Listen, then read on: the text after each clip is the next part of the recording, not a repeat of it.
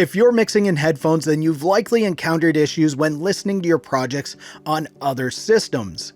D-Sonic Realphones easily puts you into a virtual mix space that's modeled after a pro studio, so you can start to get more accurate mixes that are going to sound great across other stereos and listening devices. And in this video, I'm going to show you just how easy it is to get started with this so you can start to feel more confident with your headphone mixes. I'm Zane, welcome to Audio Tech TV, where it's my goal to help you conquer the tech so you can unleash your creative beast. Now, this video isn't sponsored by D-Sonic, but they did give me this software to try out, and they didn't tell me what to say or anything like that, so there's no influence from them on what I say in this. Everything I say is my personal opinion, and I only accept these offers from companies where I'll actually use their products. So there is that. Now, the pricing of the D-Sonic Realphones starts at $69 and it can go up to $179 depending on the options that you want. I'll link to it down in the description so you can check out the different options there. And you can use this on Mac and Windows. Now, let's jump in and check out what the D-Sonic Realphones is all about. Alright, so first off, you want to make sure that this is the last plugin on your mix bus or master track, whatever you call it in your DAW. You want to make sure it's the last plugin on there because you don't want any surprises later on. This way you're getting the entire mix the way it's going to sound. The version that I'm using is the D-Sonic Realphones 1.7. So if you've used Realphones before, you're familiar with how this looks. But they've now added an easy mode. So you go down there, click easy mode, and you'll notice that it's a lot more simple. So now all you want to do is go up to preset, click there, and then you would choose one of these presets here. And they have presets for just listening to music if you just wanted to listen in a relaxing setting, and they have the real control room. But what we want is mixing. So what I want is mixing basic, full correction, standard width. You could also go with the optimized correction or whatever you want here, but I like this one. So I'll click on that, click load, and then over here, you can see it says Studio Closed Generic Headphones. If you got the basic version, stick with that. But if you have one of the versions that comes with the headphone correction profiles, then before you go here, you want to go into your D-Sonic account on their website and see if your headphones are listed in the Add a Profile section. And if you see them in there, add them to your account.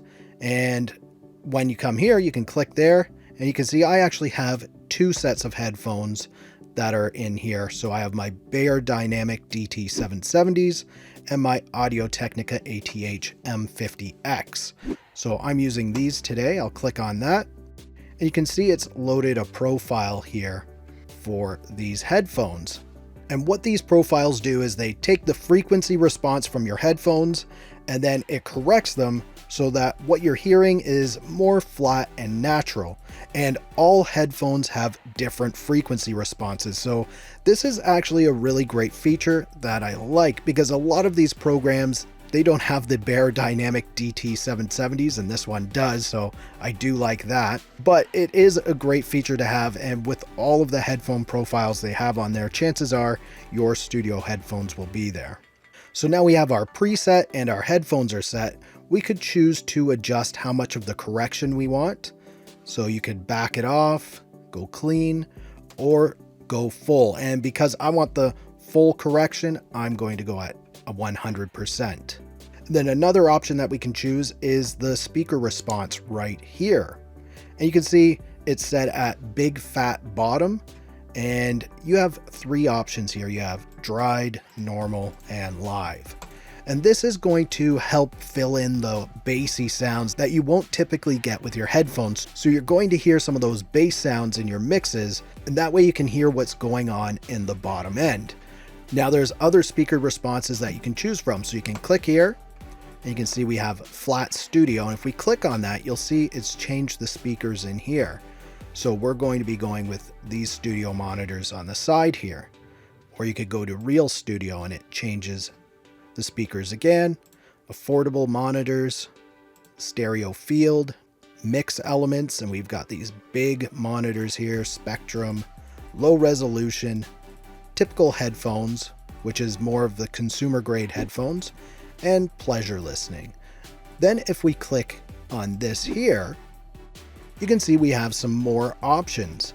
So with this flat studio, we have near field monitors, mid, and then far, which would be those. And what I'll normally do is I'll switch between them because each one will give you a different aspect of your mix.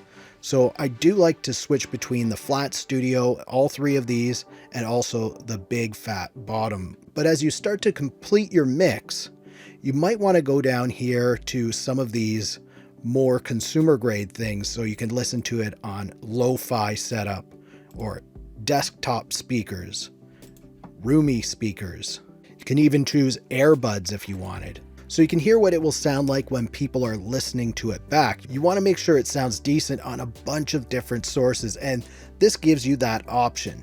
So as you're starting your mix, you might want to start with the big fat bottom setting so you can hear what's going on with the low end of your mix. And then as you go along, you might want to switch to the flat studio and maybe start with the near, go to the mid, then far, and just switch between these. And if you want to make it easy on yourself to switch between these, I'll show you how to do that. So let's choose our normal big fat bottom here. Then we go up to snapshots. We click on new set, user set. We'll click here, take snapshot. And this is going to save all of these settings here. So then I can go into here and go to flat studio. Maybe I want the near field monitors. And then I'll click here, take snapshot. And now I can easily switch between those. And then I'll go back in and say I want these far speakers this time. And maybe this time I want the environment to be a little less. So I can go here, take snapshot, and it's going to save it like that.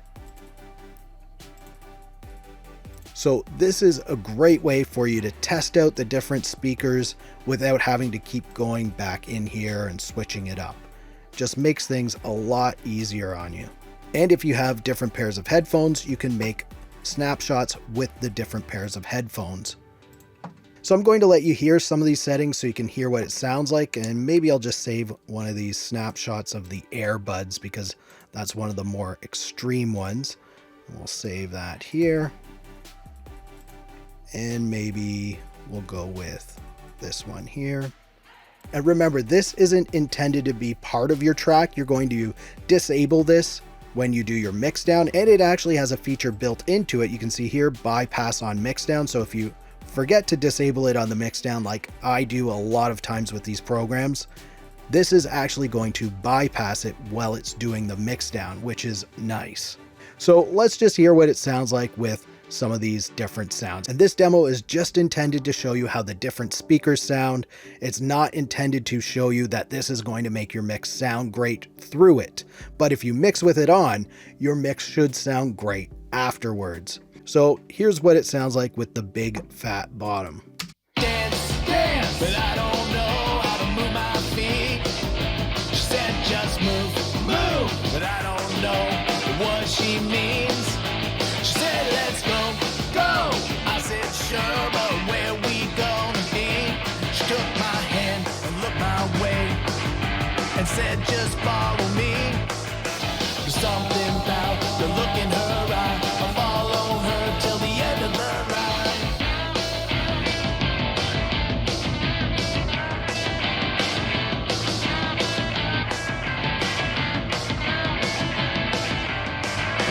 Then we danced, bop and boom, tripping over our feet in her room, and we rocked, rattled and rolled, and I never seen a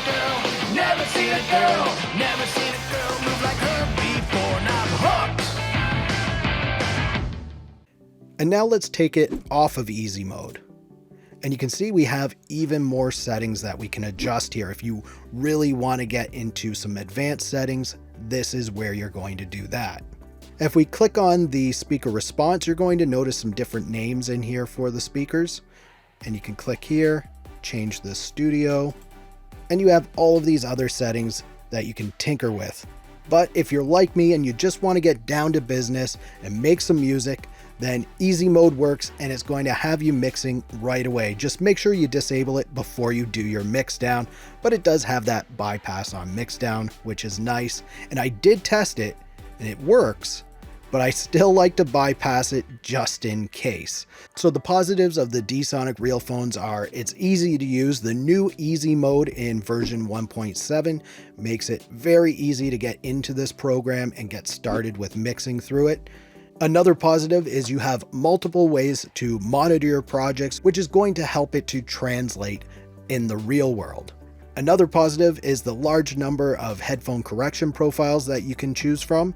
And another thing that is a plus on this is it doesn't use a lot of CPU power, so your mixes aren't going to suffer while you're using it, and it's going to help you to make your mixes sound better while using your headphones. So that's the huge positive about this, is you can mix with headphones and not really worry about how your mixes are going to sound in the real world, but still test them out in the real world. Just you should have better luck, and this is going to get you there a lot quicker. So on to the negatives of this program. They suggest that you still should have a decent pair of studio headphones while using the software, so it's not really a negative about the software, but maybe more something that you should be aware of. And along those lines, another negative would be that they don't have a lot of budget name brands in there, like Behringer headphones, for example, and a lot of people do use Behringer headphones, so I would like to see them added, and I know they're continually adding more and more headphone profiles, so maybe they will get added eventually, but you can actually go on their site and request for them to add a specific pair of headphones, so you're welcome to do that if this is a program that you're interested in getting. And other than that, I can't really think of any negatives. It's a great piece of software. It's going to help you with your mixes, and it's low on CPU. D-Sonic Realphones is a great tool that helps us bedroom and basement producers get better mixes while using headphones. It gets a big thumbs up from me. Now, if you want to check out my series where I record, mix, and release a song using cheap budget gear and free software, click up here. Or click down here to see what YouTube recommends. If you liked this video, please give it a thumbs up. Also subscribe to the channel for more videos like this. Thank you so much for watching. For Audio Tech TV, I'm Zane. Keep creating, and we'll talk soon.